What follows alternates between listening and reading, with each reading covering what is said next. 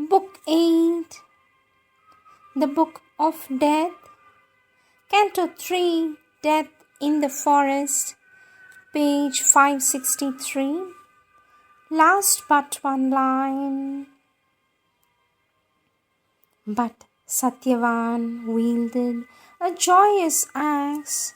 He sang high snatches of a sage's chant that pealed of conquered death and demons slain, and sometimes paused to cry to her sweet speech of love and mockery tenderer than love. She, like a pantheress, leaped upon his words and carried them into her cavern heart. But as he worked, his doom upon him came. The violent and hungry hounds of pain travelled through his body, biting as they passed silently, and all his suffering breath besieged, strove to rend life's strong hard cords and be free. Then helped, as if a beast had left its prey a moment in a wave of rich relief, reborn to strength and happy ease, he stood rejoicing and resumed his confident toil, but with less seeing strokes. Now the great woodsman heaved at him, and his labour ceased. Lifting his arm, he flung away the poignant axe, far from him like an instrument of pain.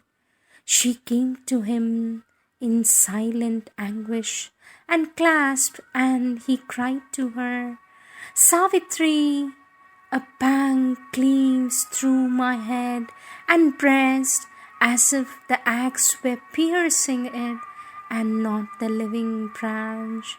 Such agony rends me as the tree must feel when it is sundered and must lose its life. Awhile let me lay my head upon thy lap, and guard me with thy hands from evil fate. Perhaps because thou touchest, death may pass." Then Savitri sat under branches wide, cool, green against the sun, not the hurt tree which his keen axe had cloven, that she shunned, but leaned beneath a fortunate kingly trunk. She guarded him in her bosom, and strove to soothe his anguished brow and body with her hands. All grief and fear were dead within her now, and a great calm had fallen. The wish to lessen his suffering, the impulse that opposes pain, were the one mortal feeling left. It passed. Griefless and strong, she waited like the gods. But now his sweet familiar hue was changed into a tarnished greyness, and his eyes dimmed over, forsaken of the clear light she loved. Only the dull and physical mind was left, vacant of the bright spirit's luminous gaze. But once before it faded wholly back, he cried out in a clinging last despair, "Savitri, Savitri, oh Savitri, lean down, my soul, and kiss me while I die."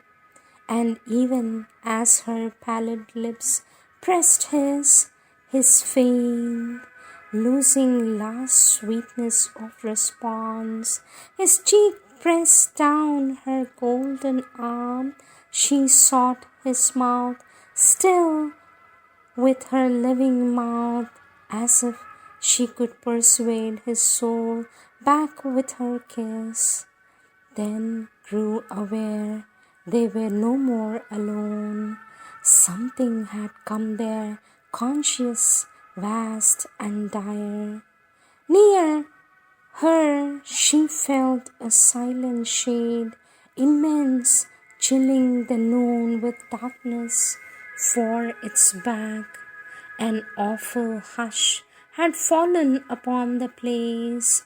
There was no cry of birds, no voice of bees. A terror and an anguish filled the world, as if annihilation's mystery had taken a sensible form.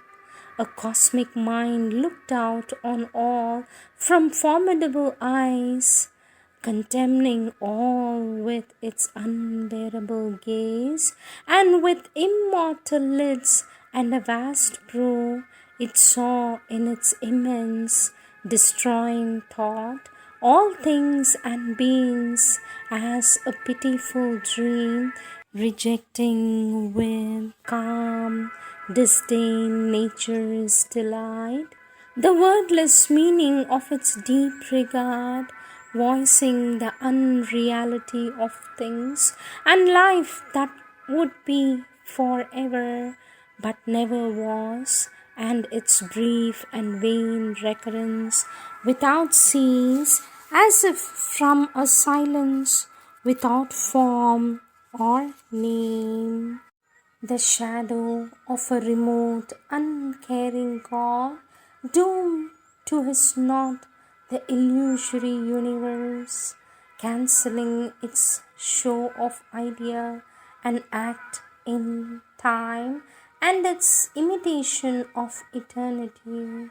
She knew that visible death was standing there, and Satyavan had passed from her embrace.